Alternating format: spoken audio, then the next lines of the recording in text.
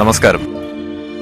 കേരള വിഷന്റെ മാന്യ പ്രേക്ഷകർക്ക് business star എന്ന എപ്പിസോഡിലേക്ക് ഹാർദവമായ സ്വാഗതം.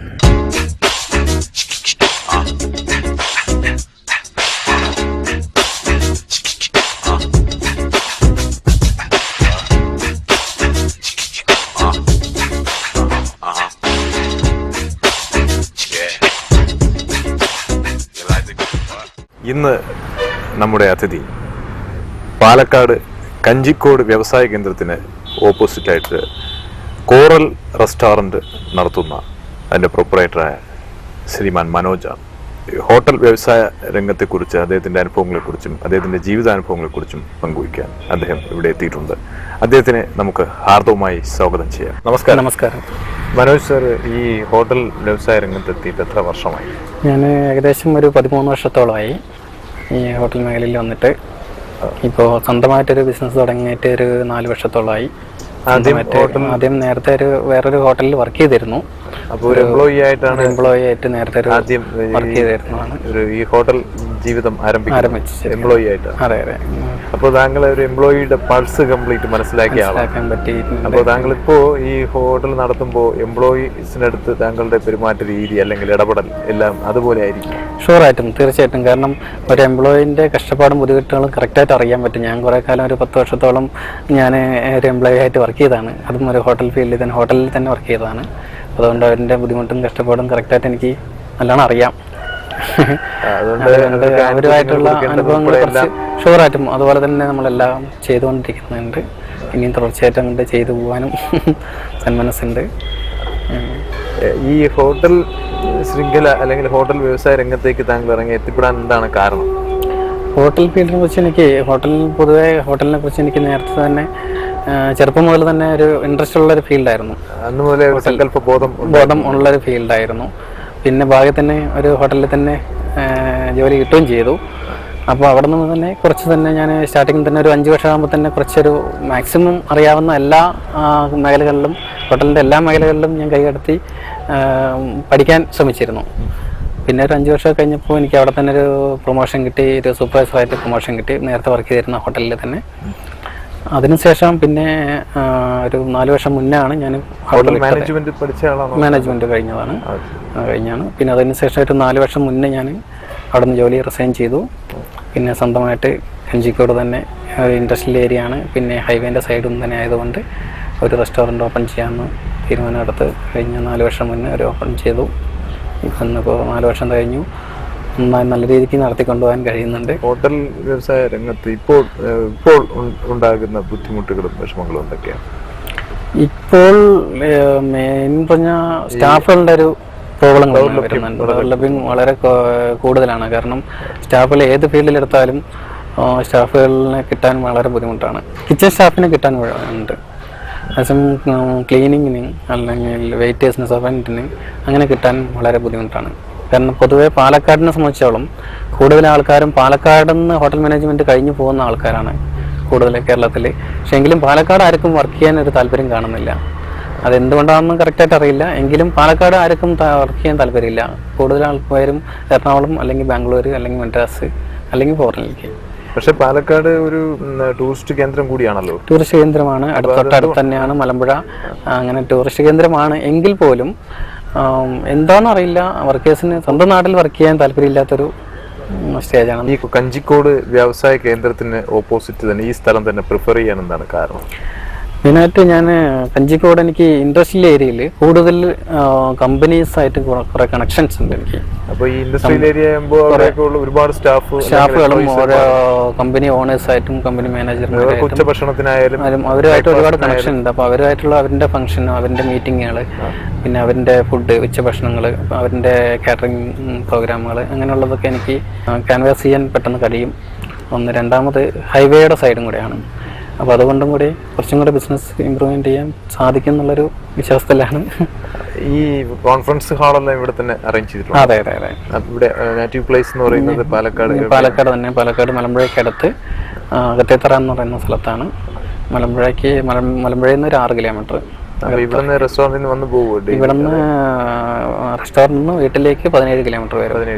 17 കിലോമീറ്റർ ദിവസവും വന്ന് ഡെയിലി പോകുന്നത് ഞങ്ങളേ ഉള്ളൂ. കോറൽ റെസ്റ്റോറൻറ്റ് ഇപ്പോൾ വളരെ ഫേമസ് ആണ് ഇവിടെ. അപ്പോൾ ഇവിടുത്തെ എന്തൊക്കെ സ്പെഷ്യാലിറ്റീസ് ആണ്, ഇവിടുത്തെ വിശേഷങ്ങളെ പറ്റി ഒന്ന് വിശദീകരിക്കാം. ഇവിടുത്തെ സ്പെഷ്യാലിറ്റി എന്ന് പറഞ്ഞാൽ കൂടുതലും നമ്മൾക്ക് ഇവിടെ കഞ്ചിക്കോട് ഫേമസ് ഉള്ളത്, കഞ്ചിക്കോട് പാലക്കാട് തന്നെ ഞങ്ങളുടെ ബിരിയാണി ഭയങ്കര ഫേമസ് ആണ്. കോറൽ ബിരിയാണി ഭയങ്കര ഫേമസ് ആണ്. അതുപോലെ തന്നെ കോറൽ പൊറോട്ട, കേരള പൊറോട്ട, അത് ഇവിടെ ഭയങ്കര ഫേമസ് ആണ്. കേരള പൊറോട്ട ഭയങ്കര പ്രത്യേക ഒരു ടേസ്റ്റും പ്രത്യേക വലിപ്പവും, പൊറോട്ടയ്ക്ക് സംബന്ധിച്ചാലും കുറച്ച് വലിപ്പം കൂടുതലും കുറച്ച് നല്ല സോഫ്റ്റ്നെസ്സും നല്ലൊരു ടേസ്റ്റും ആണെന്ന് എല്ലാവരും അഭിപ്രായം. നല്ല മൂവ്മെന്റ് ഉണ്ട്. അത് ഇനിയും തുടരട്ടെ എന്നുള്ളത് ജനങ്ങൾ അതിനെ അക്സെപ്റ്റ് ചെയ്ത സ്ഥിതിക്ക് അത് വളരെ നല്ല. നിങ്ങളുടെ പേര് ഈ ഒരു ഹോട്ടലിന്റെ കോറൽ റെസ്റ്റോറന്റ് എന്നുള്ള ഒരു പേരുണ്ടാക്കി കൊടുത്തത് ഈ ഒരു സ്പെഷ്യാലിറ്റി ആണ്. അപ്പൊ അത് നീണ്ടുപോട്ടെ എന്ന് ഞാൻ ആശംസിക്കുന്നു.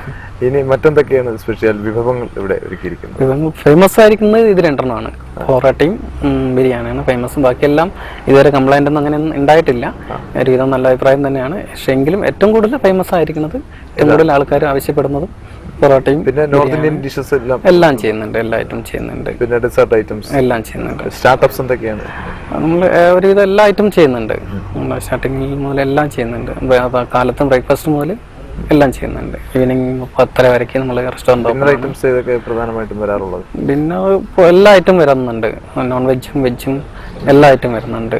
കൂടുതലും ചിക്കൻ നോൺ വെജ് ഐറ്റമാണ് ഇവിടെ കൂടുതൽ. കഞ്ചിക്കോട് കൂടുതൽ എനിക്ക് കുറച്ചും കൂടെ പോകുന്നത്. പിന്നെ തമിഴ്നാട് ഏരിയ ആയതുകൊണ്ട് തമിഴ്നാട്ടിൽ നിന്ന് കുറേ ടൂറിസ്റ്റ് വരുന്നവർ കൂടുതലും നോൺ വെജ് ഫിഷൊക്കെയാണ് കൂടുതൽ പോകുന്നത്.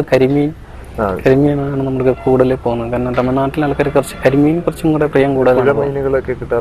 പുഴമീൻ കിട്ടുന്നുണ്ട്. പുഴമീൻ കിട്ടും. പുഴമീനിൽ വെച്ച് കൂടുതൽ ഈ കരിമീൻ, ആവലി അങ്ങനെയുള്ളതൊക്കെയാണ് കൂടുതലും പോകുന്നത്. നമുക്ക് മലമ്പുഴ അടുത്തായതുകൊണ്ട് മലമ്പുഴയിൽ നിന്ന് കുറച്ച് ഡാം ഫിഷും വേണമെങ്കിൽ കിട്ടും. ഡാം ഫിഷ് അത്രയ്ക്ക് അങ്ങോട്ട് മൂവ്മെന്റ് ആകുന്നില്ല, ടേസ്റ്റി അല്ല, അത്രയ്ക്ക് ഒരു ഇതൊന്നും വരുന്നില്ല. പിന്നെ കുറച്ച് മുള്ളു കൂടുതലാണ്, അപ്പൊ അതുകൊണ്ട് അത്രയ്ക്ക് മൂവ്മെന്റ് ആകുന്നില്ല. എങ്കിലും കരിമീൻ നല്ല മൂവ്മെന്റ് ആണ്. മലയാളികൾക്ക് വേണ്ടിയുള്ള നാടൻ വിഭവങ്ങൾ ഇവിടെ എങ്ങനെയാണ്? ഫേമസ് ആണോ? നാടൻ വിഭവങ്ങൾ എന്തൊക്കെയാണ് ഇവിടെ തയ്യാറാക്കി? നാടൻ വിഭവങ്ങൾ നമ്മുടെ മീൽസ് മാത്രമാണ് നമ്മളുടെ കൂടുതൽ ഫേമസ്. ഉച്ചക്കലത്തുള്ള മീൽസ് നമുക്ക് ഫേമസ് ആണ്.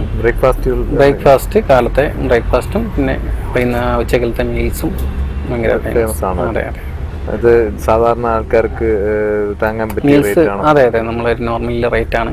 പിന്നെ നമ്മൾ 2 തരം അരി നമ്മൾ യൂസ് ചെയ്യുന്നുണ്ട്. റൈസ് യൂസ് ചെയ്യുന്നത് നമ്മൾ കേരള റൈസ്, പൊന്നി റൈസും രണ്ടും യൂസ് ചെയ്യുന്നുണ്ട്. തമിഴ്നാട്ടിൽ നിന്നുള്ള ആൾക്കാർക്ക് വരുമ്പോൾ പൊന്നി റൈസും, കേരളത്തിലുള്ള ആൾക്കാർക്ക് വരുമ്പോൾ മട്ടൺ റൈസും, അങ്ങനെ 2 റൈസും നമ്മൾ ഉച്ചയ്ക്ക് യൂസ് ചെയ്യുന്നുണ്ട്. ബിരിയാണി കൂടുതലും മട്ടൺ ബിരിയാണിയാണോ?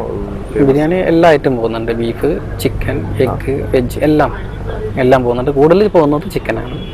ഇവിടെ നല്ല വിശാലമായ കാർ പാർക്കിംഗ് ഉൾപ്പെടെ ഇവിടെ ഉണ്ടല്ലോ. അപ്പോൾ താങ്കളുടെ ബിസിനസ്സിന് പാർക്കിംഗ് ഇല്ല എന്നുള്ളൊരു കാരണം മൂലം താങ്കളുടെ ബിസിനസ് നഷ്ടപ്പെടില്ല എന്തായാലും. മറ്റ് ഫെസ്റ്റിവൽ സീസണിലേക്ക് എന്തെങ്കിലും അഡീഷണൽ ഫുഡ് എല്ലാം അറേഞ്ച് നമ്മൾ ഓണത്തിന് സദ്യകൾ, അങ്ങനെയുള്ള സമയങ്ങളിലുള്ള സദ്യകൾ ഇങ്ങനെയൊക്കെ ചെയ്യാറുണ്ട്. ഈ കഴിഞ്ഞ ഓണത്തിന് അഡീഷണൽ കുറച്ച് ചാർജ് ചെയ്യും. പക്ഷേ എങ്കിലും ആൾക്കാർ നല്ലൊരു പ്രിയം കാണിക്കുന്നുണ്ട്. സ്ഥിരമായിട്ടുള്ള കസ്റ്റമേഴ്സ് ഉണ്ട്.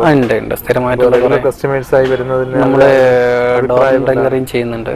അപ്പോൾ അതുകൊണ്ട് തന്നെ കുറേ ആൾക്കാർ ഓണത്തിനൊക്കെ ഒരുപാട് നമ്മൾ സപ്ലൈ ചെയ്തിട്ടുണ്ട്. കസ്റ്റമേഴ്സ് ഫീഡ്ബാക്ക് എന്താണ്? അവരുടെ അഭിപ്രായം പറയാറുണ്ടോ? നല്ല അഭിപ്രായങ്ങളാണ് കൂടുതലും. കാരണം പൊതുവേ കോറൽ റെസ്റ്റോറൻറ്റിനെ കുറിച്ച് ഒരുവിധം നല്ല അഭിപ്രായങ്ങളാണ്.